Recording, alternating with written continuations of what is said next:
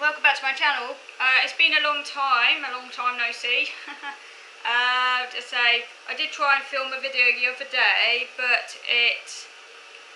my camera battery ran out on me because I forgot to charge my camera, which is very annoying.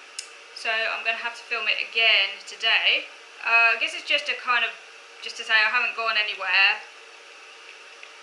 I'm still around. Just it has been a very long time since my last video, so I just wanted to let people know that I'm still here, I haven't gone anywhere, I haven't abandoned the channel or anything. It's just been a lot's been going on in my head, so just haven't had the mental space or energy to do it recently. So it's been, I don't know, just quite a lot in my head recently. So yeah, just a little update really. So I'm still stuck at home, I'm still housebound. I've been housebound since the start of the pandemic. We're now 2024, so that's like, yeah, over 4 years, which is ridiculous.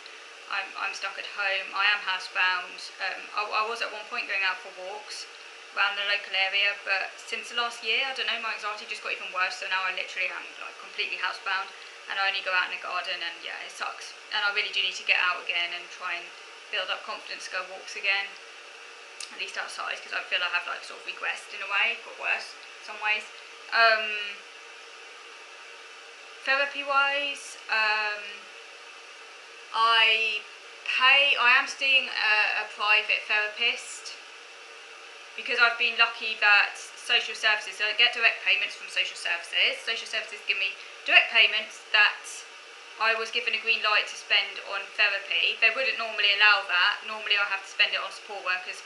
But there currently are no support workers out there. There's a support worker shortage. I did used to have a support worker from a local autism charity, but they left in, I think it was 2021, if I remember correctly. Since then, I have not had a support worker. Obviously, I can't see anyone face to face because of my severe OCD, contamination issues, so I'm stuck at home. But it would be nice to at least have a support worker who I could talk to over Zoom and things like that, but I currently do not have an allocated support worker. That's what normally my direct payments would be spent on. But because there are no support workers, I was given the green light to spend it on therapy instead. I had to fight for that, by the way. At first they said, no, we don't allow that. I then said, well, I'm not getting any other support. And obviously because the NHS don't really provide therapy, because I'm too complex in their words, eventually they said, yeah, I could have private therapy, I could spend it on private therapy. I have gone through a number of different therapists online who I just have not clicked with for various reasons, just haven't found my match. I have begun with a new therapist a couple of weeks ago. She's trained in autism and OCD, so we'll see how we get on with that. It's early days. She seems nice, but obviously it takes me time to really work out, you know, like if they're going to be able to help me and stuff. That takes a bit of time. So fingers crossed that you know, she is of use and help. But I've only just started seeing her, so I can't really make a judgment call yet completely. But she seems nice. She's very into acceptance and commitment therapy, a bit more than CBT. Yeah, so we'll see how we get on with that. She's very expensive, obviously I wouldn't be able to afford it myself. They are not cheap. But thankfully, as I said, I'm allowed to spend my direct payments on it, which would normally go on support workers. So, and it actually evens out. It actually evens out to less than what I normally spend on support anyway, because when I was having support worker input, they were like seeing me quite a number of days in a week, whereas this I only see her like once a fortnight. So it's the same amount of money. It's just like more, just going to one person, if you see what I'm saying. So that's that. I am currently in contact with the mental health team, and I speak to a person from the mental health team once a fortnight. They're not a therapist. I think they're sort of like a mental health support worker, I think you describe them as. Trained in occupational therapy. Their background's in occupational therapy, but they're sort of, she's a young woman. I'm not exactly sure entirely what I'd describe her role as. I think it's more like a mental health support worker anyway. They say I'm too complex for therapy at the moment, which kind of basically means I'm not someone who's going to be recovered in the 6 to 8 weeks that the NHS allocates, basically. That's what that means. because the NHS don't provide long-term therapy, which is really bad. And people like me are just too complex. I'm not going to recover in 6 to 8 weeks. I mean, hell, I've had these problems for such a long time, and very intertwined with my autism. I think recovery is probably the wrong word. Like, let's face it, I'm always going to have anxiety issues and processing issues because I'm autistic, and it's kind of deeply embedded within my autism. But obviously, they don't need to be this bad. I mean, it's just taking it to another level. But that's because, like, of my severe OCD, which I've had since childhood. I mean, since, not as bad as it is now. I mean, as a child, it was no way near as bad as it is now. It wasn't like it's taken over my life until I was sort of end of my teenage years is when it started to take over my life. Not as bad as what it is now. It's just taking it to another level. Like, being housebound like this is taking it to another level, and that's all because of COVID now. Because of my OCD, because obviously I have contamination OCD, which I've had for a very, very long time. It was actually getting a lot better before the pandemic. It was the best it had ever been. I got a lot more better at going places. I wasn't so easily triggered by germs. I was getting a lot better. Pandemic happened, right down there. Gone right back down. Which is not really a surprise because obviously it hadn't been cured. It was just being managed better. I wasn't expecting a pandemic to come and completely derail all that. And if you have contamination fears, obviously a pandemic is really bad. As anyone knowing, watching it, obviously he has the same issues I have, will understand and appreciate. So yeah, so I'm housebound. Anyway, the other thing I wanted to mention was that I am trying to get myself registered as level 2 autism. For those of you who don't know what levels are, well, I think most people know what levels are. Most people who are aware of autism know what levels are. But basically, in a nutshell, levels are basically around like how much support you need. So there's level 1 autism, there's level 2 autism, and there's level 3 autism. The levels were only brought in 2013, I think.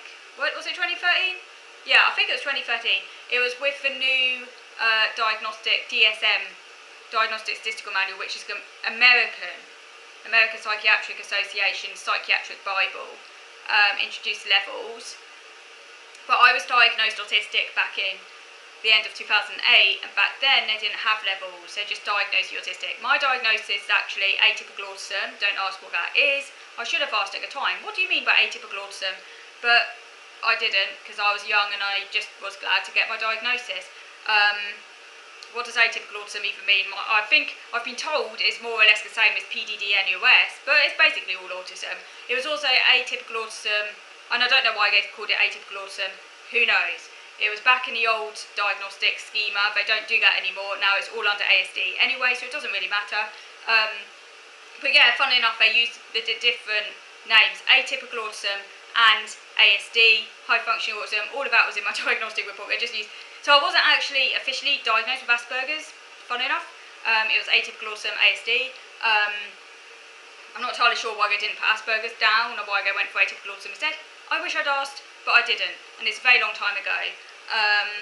If any one of you knows what atypical autism is and what that could have meant, do enlighten me, because yeah, I wish I'd asked, but I didn't.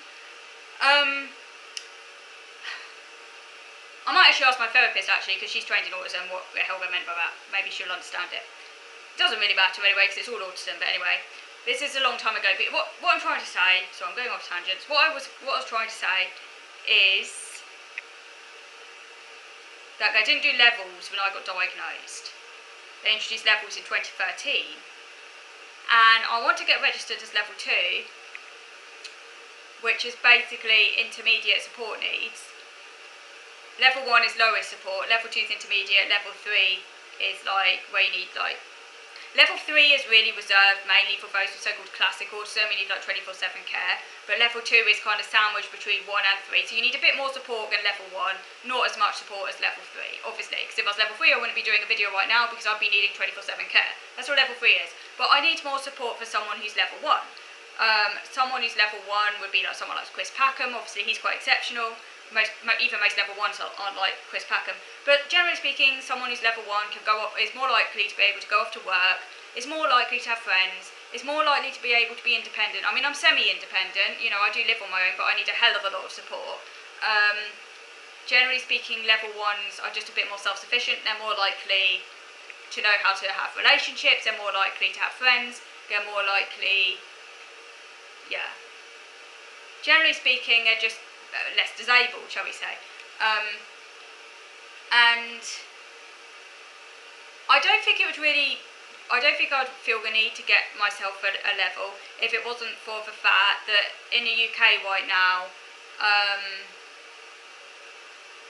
there's a lot of pushback against people on benefits, and there was a proposal, but I don't know if it's going to happen, but there was a proposal that people with so-called severe disabilities, which is obviously quite a problematic term, what is severe, how do you distinguish what is it, but that's the term they use, would cover people with level 2 and level 3 autism. This was just a proposal, it hasn't happened. They did also include, by the way, people with treatment-resistant OCD, so I would actually be covered based on treatment-resistant OCD anyway, which counts as a severe disability, because my OCD is treatment-resistant. But they were thinking about there was this proposal to kind of, in a sense, protect those people. It hasn't happened, it was just some proposal about people who would be in a protected group. Now, I need to be in that group, because I can't work, and, I am very vulnerable. If they took away my money, I'd be absolutely screwed. Currently I do very much rely on my dad, but eventually when he's no longer around, that's going to be even worse. So yeah, so any way to kind of, get the evidence there that you basically should be in that group is good. So that's part of the reason why I'm trying to get myself registered as level 2. Because I feel I am level 2, because I clearly need more support than someone who can go out to work and, all of those things. I'm not level 1, like those level 1 neurodiversity advocates go on about autism just being a nice tree little difference. For me it's like a bloody disorder and a disability, and yeah, I'm clearly more disabled than in that group, sort of thing. So, what am I trying to say? Going off, because I haven't taken any notes, so this is a bit all over the place. Anyways, yeah, so I'm going to move over to video number 2, because this video is going to run out of me, so I just need to go on to video 2 to carry on discussing this. So, video 2 now.